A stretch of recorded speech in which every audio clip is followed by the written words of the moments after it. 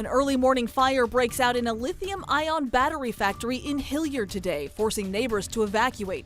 What authorities are saying about what happened. Wind and mountain snow wind down across the region. The next few days starting to look a lot milder with the chance of sun in the forecast. Then we speak with a legal expert about the Coeur d'Alene Town Hall controversy involving a woman dragged from the room. The rules of the First Amendment are supposed to apply in a nonpartisan way. Good evening and thank you for joining us for Krem 2 News at 5 tonight. I'm Mark Hanrahan. It's good to have you here tonight. I'm Whitney Ward. We begin tonight with the latest on a destructive and fast-moving fire at a lithium-ion battery facility in Hilliard. It broke out early this morning and forced evacuations and sparked a hazmat concern. One home remains evacuated at this hour. Krem 2's Regan Gallo has been at the scene all day today. She's joining us live tonight with what we have learned so far. Regan? Hey, Mark and Whitney. Yeah, so the smoke from the building behind me has been pretty steady all day. I've been here all afternoon, and the smell in the area is still strong as well. Now, we do know the company name. It's Max Amps lithium batteries, and authorities also report that almost everything inside the building is damaged. The Spokane Fire Department and the Department of Ecology say any toxic exposure in the soil or water is contained to the building and the property line. As for toxic exposure in the air, authorities say they were not concerned based on the readings from air monitors. The winds today, for us, it's actually fairly good that we had these winds. That gets that smoke up out of here, dilutes it just like it is in water. But both parties say managing fires caused by lithium batteries is still something they are learning about. They tell us fires from lithium batteries are very hard to put out. It's still a fairly new problem to us in the fire service, but we're starting to see that more nationwide, having these battery fires turn into bigger events, and that's what's happened here today. This is technically this is the largest event we've had with batteries in the city for sure, maybe in the state. Hazmat crews were on scene earlier, assessing the damage. This incident will transition over to a environmental cleanup contractor, and they'll do testing, and we'll work with them to determine the limits for what the remediation limits for the soils or any of the other contamination on the site. Officials also say there were no injuries. However, there is one nearby home that is still evacuated. We are told those 3 people who live in the home will be receiving resources from the Red Cross. And as for toxic exposure, authorities say the only concern now is the property in the building as well as the neighboring home. We did reach out to Max Amps lithium batteries to comment on the incident, and we are still waiting to hear back. I'm reporting here in Hilliard, Regan Gallo, Krem 2 News. Regan, thank you very much. Idaho prosecutors say a man charged in the stabbing deaths of 4 University of Idaho students should not be allowed to offer an alibi defense unless he takes the stand himself during the murder trial later this year. In newly released court documents, Latah County Prosecutor Bill Thompson asked a judge to limit any alibi evidence during Brian Kohberger's trial. He also asked 4th District Judge Stephen Hippler to limit evidence about any psychiatric evaluations Kohberger may have undergone, as well as arguments about an alternative perpetrator of the crimes. Kohberger is charged with 4 counts of murder in the deaths of Ethan Chapin, Xana Kernodle, Madison Mogan, and Kaylee Gonzalez, those students who were killed back on November 13th of 2022. Prosecutors have said they will seek the death penalty if Kohberger is convicted. Police say a man who tried to sell stolen equipment from the Spokane Fire Department was arrested in Moses Lake. Investigators say a Spokane firefighter spotted the equipment for sale on Facebook Marketplace, and that's when authorities in Spokane notified police in Moses Lake. The stolen equipment was full turnout gear, including pants, a jacket, a respirator, and a helmet. Authorities say a Moses Lake police officer negotiated the sale of that stolen equipment and then arrested the suspect named Christopher Rock. He is charged with trafficking in stolen goods.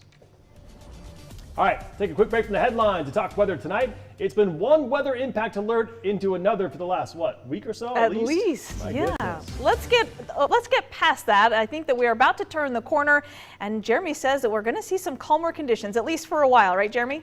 This is the first 7-day forecast you guys have seen in quite a while with no red on it. Whew. Yeah, I mean, it shouldn't be. This should be the norm, but it has been a wild ride. Remember the bitter cold? That's what started all of that. Then more than a foot of snow, then almost an inch of rain on top of all of that snow melting. It has been a wild ride, and it all ends today with wind. We have winds out of the southwest at about 24 miles per hour, and we've seen gusts as high as 53 miles per hour today.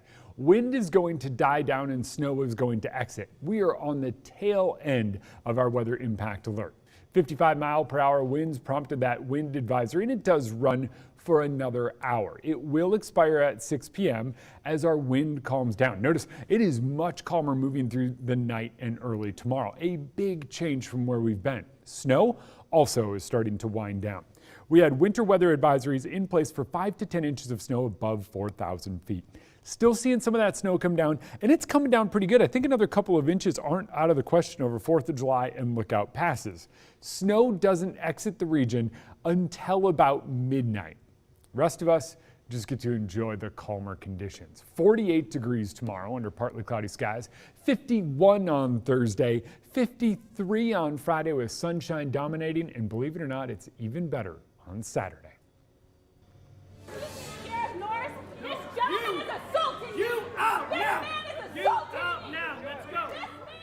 So a fundraiser for a North Idaho woman dragged from a town hall continues to grow tonight. Friends close to Dr. Teresa Borenpol tell Krem 2 News she could hire an attorney within days.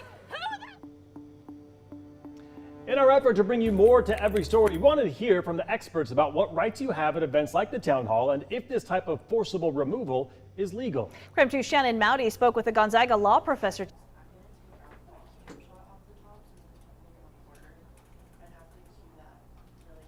Well, we know from that fundraiser and from speaking with close friends of Dr. Borenpol, she does plan to hire an attorney. So we wanted to find out what kind of case she could have and how your right to free speech applies in situations like this. There's an opportunity for you to sound off. Public town hall or private event? That's been a big question ever since Dr. Teresa Borenpol was pulled from her seat. So we questioned an expert, GU law professor Erica Goldberg. Yeah, the way that this is being talked about in the public right now is a bit surprising to me. Goldberg says the law is nonpartisan and pretty clear. Across the board in a nonpartisan way, like coordinated efforts to disrupt are not allowed because that's the opposite of free speech anyway. She says the town hall would likely be a public event. However, it's not like a public street or park. It's what we call a limited public forum. So the government can limit the event to certain topics or certain speakers. But whether Dr. Borenpol has a successful case of constitutional violation hinges on a few factors. Her free speech rights may have been violated, Goldberg says, if she wasn't repeatedly disrupting the meeting or if she wasn't alone in her outbursts. And lots of other people were engaging in isolated heckling that weren't shutting down an event, and they targeted her for who she is and for her views. Goldberg says there will likely be scrutiny over whether security guards were acting under the oversight of Sheriff Bob Norris. It does then likely convert it into state action, and it will be scrutinized under the First Amendment and likely under the Fourth Amendment as well. A battery citation against Borenpol was dropped by the county prosecutor. Coeur d'Alene police say in the interest of justice. Which means the police are worried that she has I think the fact that they're dropping this claim means they are worried that she has a viable lawsuit.